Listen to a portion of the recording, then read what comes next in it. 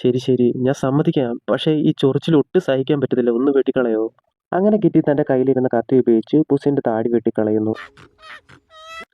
ആ, ഈ ഭംഗിയുള്ള മോന്തയാണ് ഞാൻ സാന്റ കൊളോമയിൽ മിസ് ചെയ്തത് എന്ന് പറഞ്ഞ് കിറ്റി തൻ്റെ കത്തി എടുത്ത് അവന് കൊടുക്കുന്നു. പുതിയ കത്തി കിട്ടിയതും പുസ് കയ്യിലിരുന്ന കൊമ്പ് കളഞ്ഞതും ആ കൊമ്പ് എടുക്കാൻ വേണ്ടിയിട്ട് വെറിറ്റോ ആണെങ്കിൽ വെള്ളത്തിലേക്ക് എടുത്ത് ചാടുന്നു.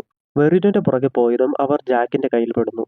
കറക്റ്റ് സമയത്ത് തന്നെ കരടി ഫാമിലിയും അവിടേക്ക് വരുന്നു. ഞാൻ ഒരു ഐഡിയ പറയട്ടെ, ആരാണ് വെറിറ്റോനെ ആദ്യം രക്ഷിക്കുന്നത് അവർക്ക് വിഷിംഗ് സ്റ്റാർ സ്വന്തം. നിക്ക് എന്ത്? അങ്ങനെ ഗിറ്റിയും ബുസും വെറിറ്റോനെ രക്ഷിച്ച് ആ വിഷിംഗ് സ്റ്റാർ സ്വന്തമാകാൻ വേണ്ടി ആ കരടി ഫാമിലിയോടും ജാക്കിനോടും ഫൈറ്റ് ചെയ്യുന്നു. തൻ്റെ ഒരേ ഒരു ലൈഫ് വെച്ച് പുസ് വളരെ കഷ്ടപ്പെട്ടാണ് അവരുമായിട്ട് ഫൈറ്റ് ചെയ്യുന്നത്. എന്നാൽ ഇതിൻ്റെ ഇടയ്ക്ക് കറക്റ്റ് സമയത്ത് ആ ചെന്നായ അവിടേക്ക് വരുന്നു. പുസ് ആണെങ്കിൽ ഇവൻ്റെ കൂടി കുറവുണ്ടായിരുന്നു എന്ന് ചിന്തിച്ച് നിൽക്കുകയാണ്.